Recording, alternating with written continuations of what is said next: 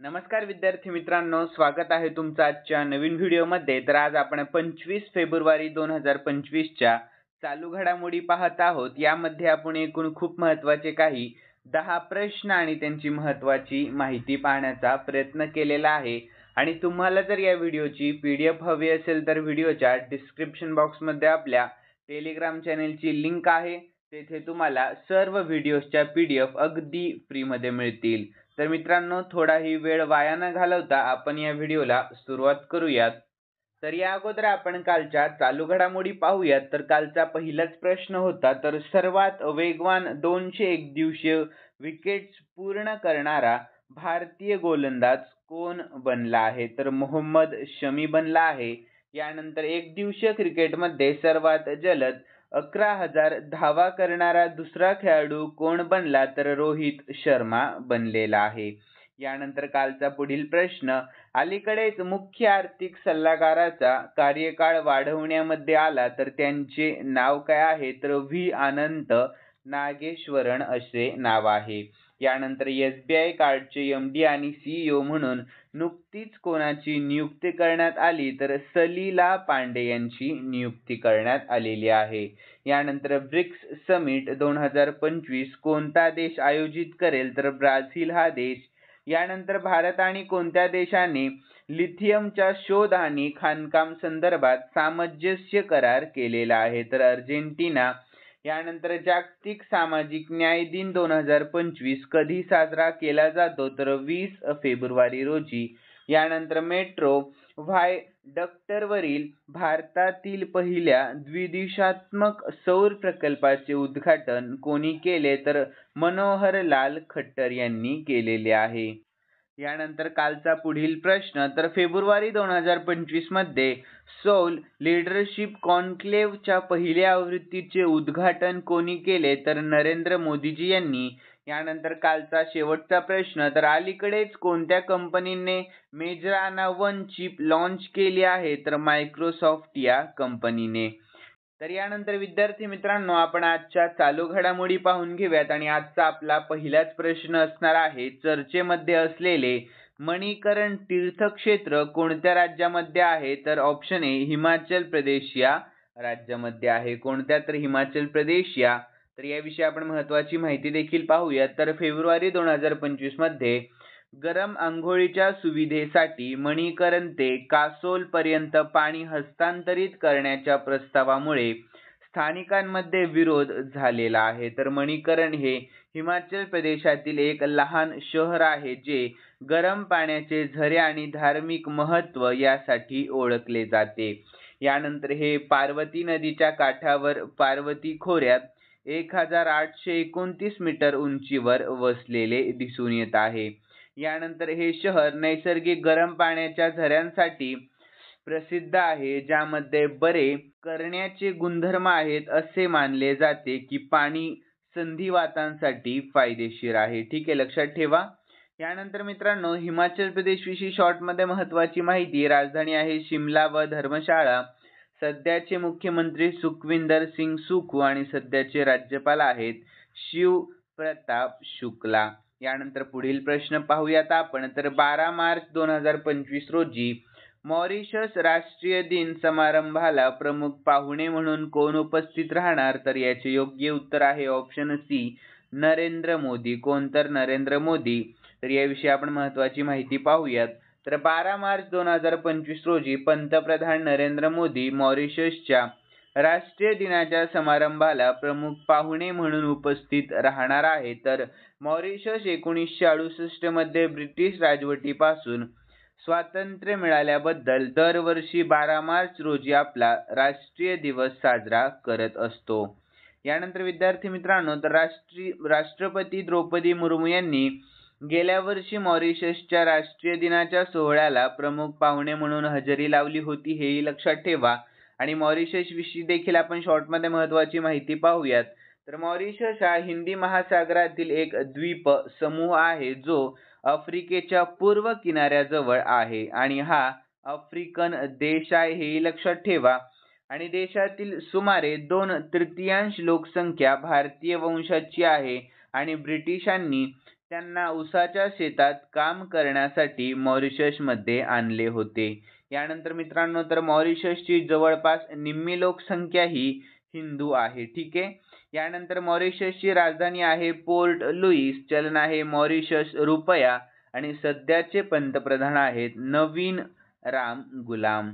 यानंतर पुढील प्रश्न आहे, फेब्रुवारी 2025 मध्ये पंतप्रधान नरेंद्र मोदी यांचे दुसरे प्रधान सचिव म्हणून नुकतीच कोणाची नियुक्ती करण्यात आलेली आहे? तर योग्य उत्तर ऑप्शन सी, शक्तिकांत दास यांची नुकतीच नियुक्ती करण्यात आलेली आहे. तर याविषयी महत्त्वाची माहिती पाहूयात आपण.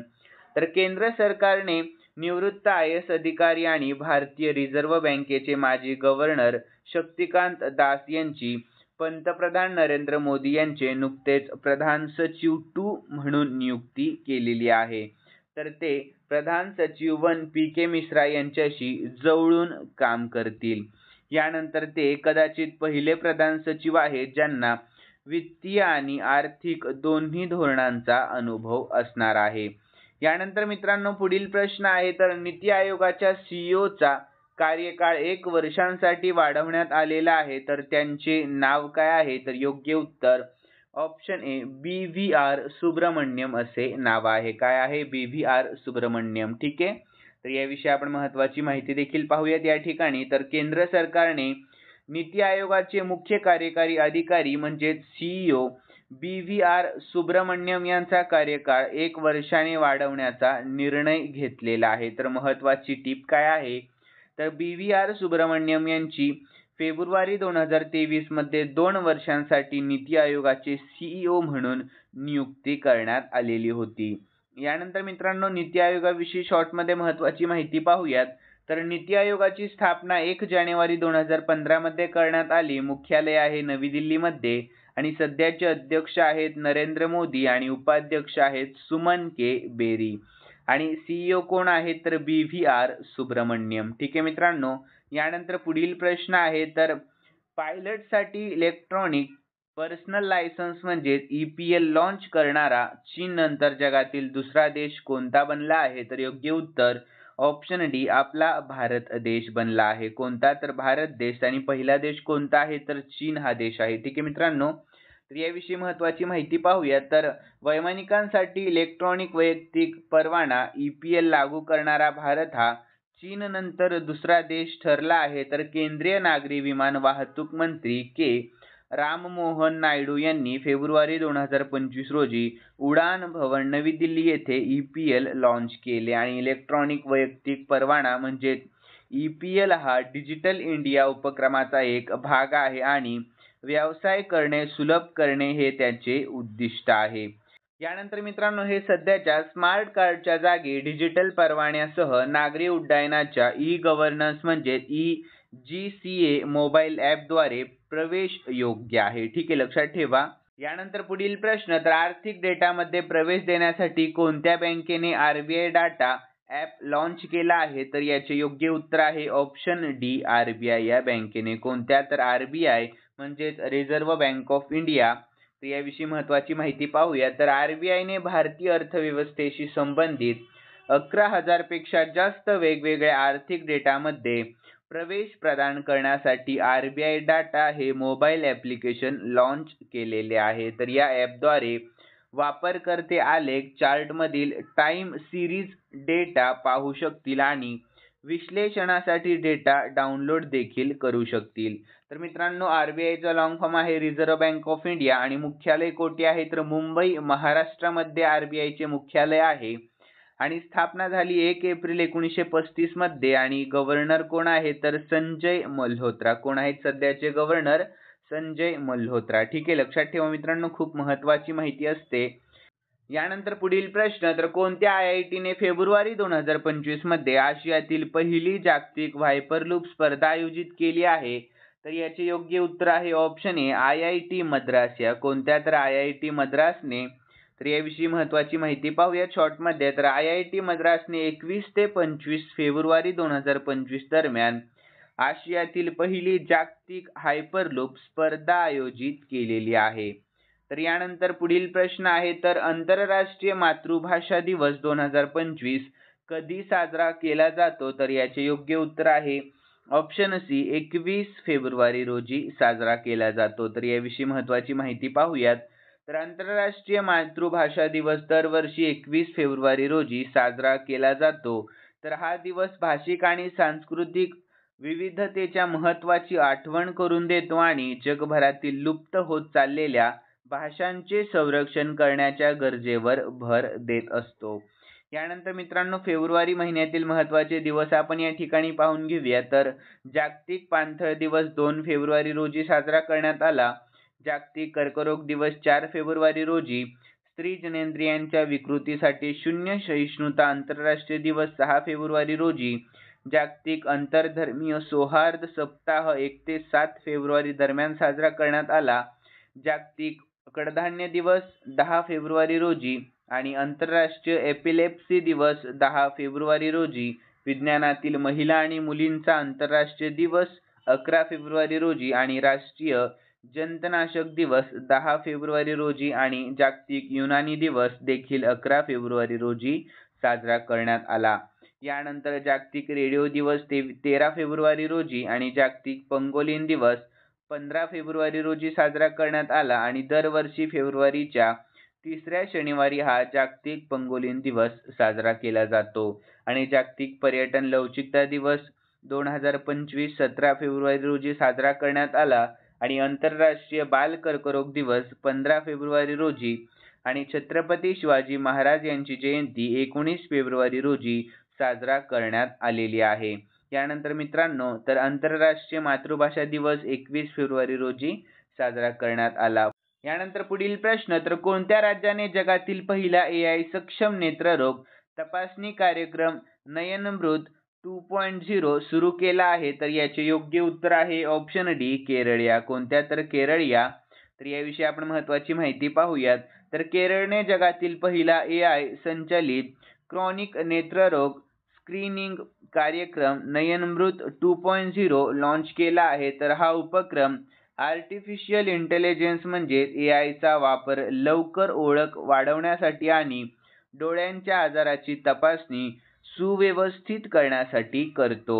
यानंतर पुढील प्रश्न, तर फेब्रुवारी 2025 मध्ये आशियाई स्नूकर चॅम्पियनशिप 2025 चे पुरुषांचे विजेतेपद नुकतेच कोणी जिंकले आहे? तर याचे योग्य उत्तर आहे ऑप्शन ए पंकज अडवाणी यांनी जिंकले आहे. कोणी? तर पंकज अडवाणी यांनी.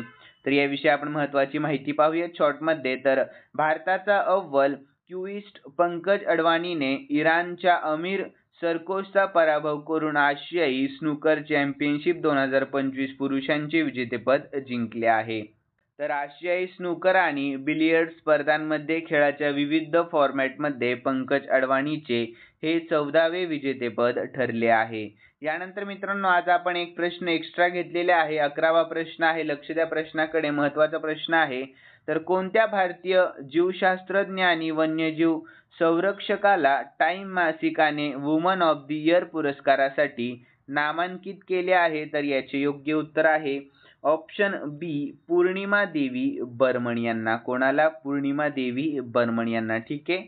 यानंतर विद्यार्थी मित्रांनो, खालील प्रश्न मी स्पेशली तुमच्यासाठी ठेवलेला आहे आणि हा प्रश्न आपण कालच्या चालू घडामोडीमध्ये पाहिला होता. ज्यांनी कालचा व्हिडिओ पाहिलेला असेल त्यांना नक्कीच या प्रश्नाचे उत्तर येईल अशी मी अपेक्षा करतो. तर प्रश्न असा आहे, SBI कार्डचे MD आणि CEO म्हणून नुकतीच कोणाची नियुक्ती करण्यात आलेली आहे? तर याचे योग्य उत्तर तुम्हाला आपल्या कॉमेंट बॉक्समध्ये सांगण्याचा प्रयत्न करायचा आहे मित्रांनो. आणि तुम्हाला जर आजचा व्हिडिओ आवडलेला असेल तर नक्कीच या व्हिडिओला लाईक करा आणि सबस्क्राईब करायला अजिबात विसरू नका. तर चला भेटूयात नवीन व्हिडिओमध्ये. धन्यवाद.